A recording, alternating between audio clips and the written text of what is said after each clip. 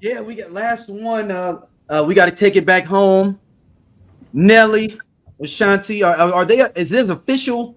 Get your Burberry shirts ready. So, Us Weekly, No purple shirts ready. according to Us Weekly, on December 4th, it says Ashanti is pregnant with her first child after rekindling her romance with Nelly earlier this year. Us Weekly can confirm. But it also says Nelly and Ashanti are welcoming their first baby together. A source exclusively tells of Us. The baby will be Ashanti's only child, while Nelly, 49, shares daughter Chanel, 29, and son Cornell Hayes III, 24, with his ex Shanetta Valentine. Ashanti, 43, first sparked pregnancy speculation over the weekend when she attended Nelly's Black and White Ball in St. Louis with her partner. During the event, the singer put her hand on her stomach while on stage with Nelly, and he did the same. So that's the clip that everybody saw, and that's what started the rumor mill. So she put her hand on her stomach, he put his hand on her stomach, or whatever, and then somebody else was on a mic and said something like "seal the deal." I don't remember who it was. Seal the deal. And then so everybody started laughing. So it's just that hint that they are possibly expecting a family. If they are, congratulations, Ashanti. Hey, look, at 43, you getting pregnant. I get it. I'm 42. I'm trying to make something happen in the next year or so. I get it. Also, I appreciate Cornell for spinning the block, but I was hoping that he was coming back with a ring first. But, when you have unprotected and ill-advised sex, it can lead to KID. KID can happen to anyone at any time. Naked dick sex has been causing this problem for generations and generations. So, and I think for them it's not as big of a deal because they both got money. It's like most times you worried about it, and if you with that person, you're like, so here's the thing though, right? Money, whatever the hell. Money does not solve the bullshit of having a baby daddy and a baby mama. Like we've seen it happen plenty of times with these couples who have lots and tons of money, and it's still some shit going on. So it's let me state this for somebody says something in the comments. No, every woman does not want to be married. Okay, I understand that. Marriage is not the end goal for every couple. I get that. At 43, I already gave you 10 years.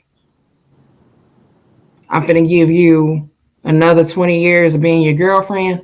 When you die, I don't get shit. You got me fucked up. I need a ring.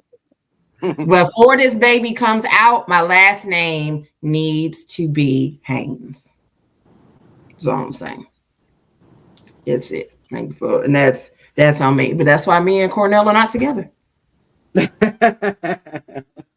So again, like it's what I mean, their relationship is their relationship, right? We are absolutely on the fucking outside looking in, and we can even say, and then people say that she wasted 10 years before, right? She may not feel that way, right? Like again, we have no idea what happened in that relationship. We don't know. We have no idea if he proposed before and she told him no.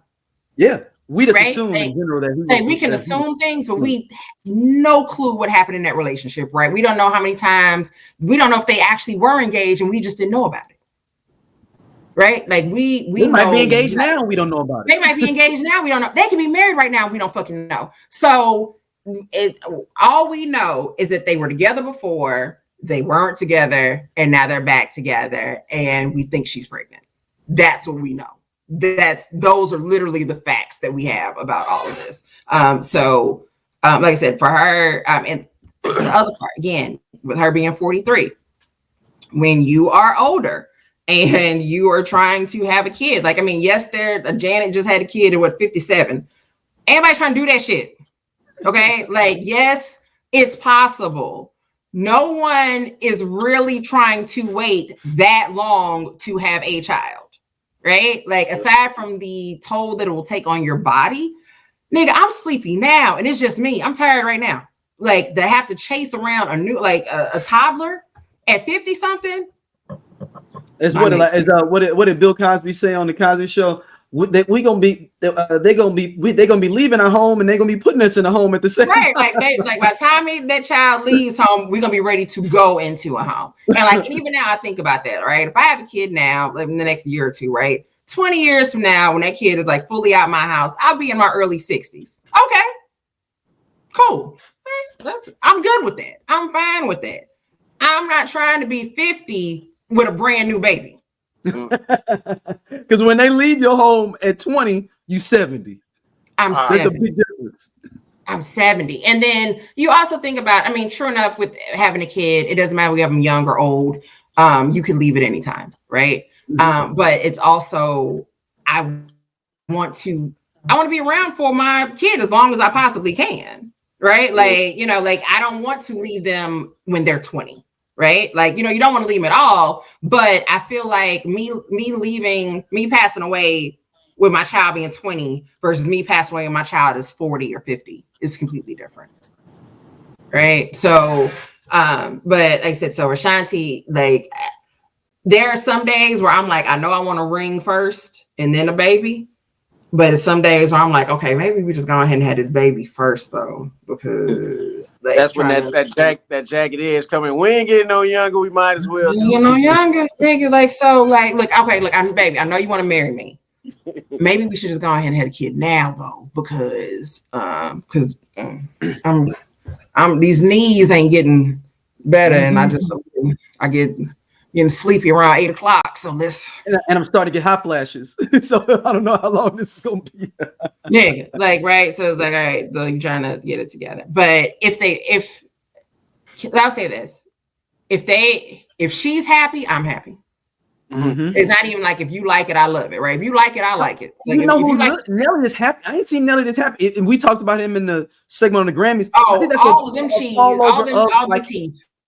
Or I think it's a fall over him being happy in general. You know what I mean? Like they called him a veneer expert.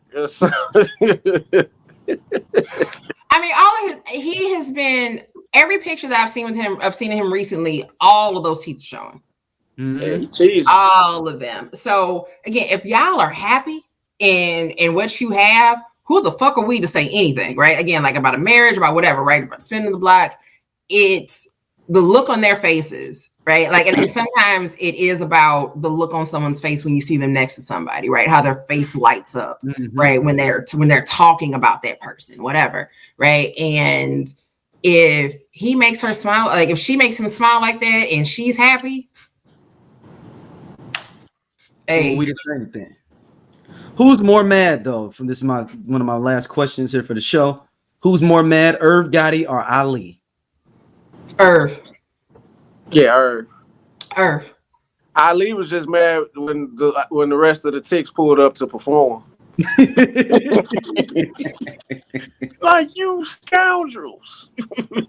Well, he said dancing with the devil. Yeah.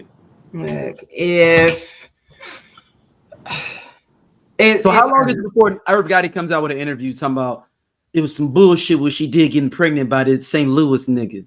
Like, how long do we have before he comes out with an interview on Drink Champs or something with that? Right now, Irv has been laying at his house crying, listening to I Wish by Carl Thomas for the past couple of weeks. He needs a minute. He's upset. Think about it. Carl Thomas was real pissed off that woman wouldn't leave her husband. And that is like he was what about me? What about me?